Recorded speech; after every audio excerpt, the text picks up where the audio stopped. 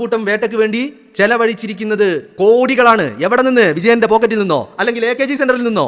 AKG സെന്ററിൽ നിന്ന് വേറെ കൊടുത്തിട്ടുണ്ട്. ഇത് കേരളത്തിന്റെ ഖജനാവിൽ നിന്ന് ചെലവഴിച്ചിരിക്കുന്നത് ആർക്കൊക്കെ?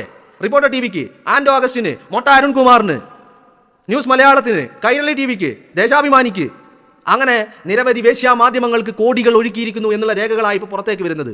അപ്പോൾ നിങ്ങളൊന്ന് ആലോചിച്ച് നോക്ക്.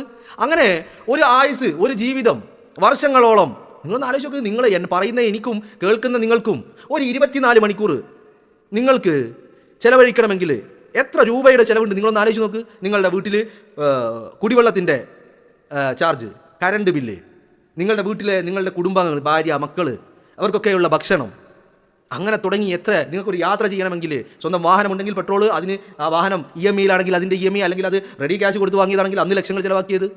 അങ്ങനെ എന്ന് പറഞ്ഞാൽ ഒരു ദിവസം 24 മണിക്കൂർ ചിലവഴിക്കണമെങ്കിൽ അത് ഞാൻ പറഞ്ഞത് ഒരു പാവപ്പെട്ടവന്, ഒരു നോർമൽ, ഒരു ബിലോ ആവറേജ് ലൈഫ് പോലും എന്ന് പറഞ്ഞാൽ ഒരു സാമ്പാറും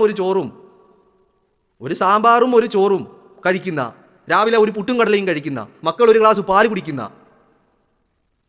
അതിൻ്റെ കൂടെ ഒരു മീൻ വറുത്തതും കൂടി വെച്ച് കഴിഞ്ഞാൽ നിങ്ങളൊന്ന് ആലോചിച്ച് നോക്ക്. നിങ്ങളുടെ വീട്ടിൽ ഒരു വാഷിംഗ് മെഷീൻ ഉണ്ടെങ്കിൽ, ഒരു AC ഉണ്ടെങ്കിൽ നിങ്ങളുടെ വീട്ടിൽ മിനിമം ഒരു 5000-6000 രൂപ കറണ്ട് ബില്ല് വരില്ലേ? അപ്പം ഞാൻ പറഞ്ഞു വരുന്നത് ഇതൊക്കെ നികുതി പണമാണ്. ജനങ്ങൾ ഇതൊക്കെ അങ്ങോട്ട് കൊടുത്തുകൊണ്ടിരിക്കുന്നു.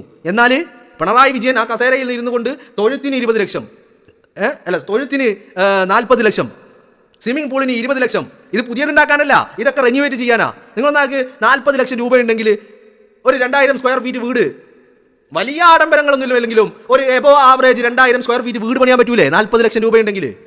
അല്ലേ? അപ്പോൾ നിങ്ങളൊന്ന് ആലോചിച്ച് നോക്ക്. അവിടെയാണ് ഒരു തൊഴുത്തിന് 40 ലക്ഷം ചെലവഴിച്ചിരിക്കുന്നത് എന്ന് പറഞ്ഞാൽ അത് ചെലവാക്കിയതാണോ അതോ അണ്ണാക്കിലേക്ക് തള്ളിയതാണോ? ഇതൊന്നും പോരാഞ്ഞിട്ടും നികുതി പണത്തിൽ നിന്ന് ശമ്പളവും ബാക്കിയുള്ളതും വേറെ പോരാഞ്ഞിട്ട് തിന്നാനും കുടിക്കാനും കിടക്കാനും ഉറങ്ങാനും ഉണ്ണാനും തൂറാനും എല്ലാം നികുതി പണത്തിൽ നിന്ന്. അപ്പോൾ നിങ്ങളൊന്ന് ആലോചിച്ച് നോക്ക്. അവിടെയാണ് അധികകാലം ഈ കുടി ഉണ്ടാവില്ല വിജയ എന്ന്, എടോ വിജയ എന്ന് മുഖത്ത് നോക്കി വിളിച്ച് അതേ രാഹുൽ മാങ്കൂട്ടം പറയുന്നത്. കാലം കണക്ക് പറയിക്കാതെ, സത്യത്തിന് മറുപടി പറയിക്കാതെ കാലം അവസാനിക്കില്ല എന്നുള്ള ഓർമ്മപ്പെടുത്തൽ കൂടിയാണ് രാഹുൽ മാങ്കൂട്ടം നടത്തുന്നത്.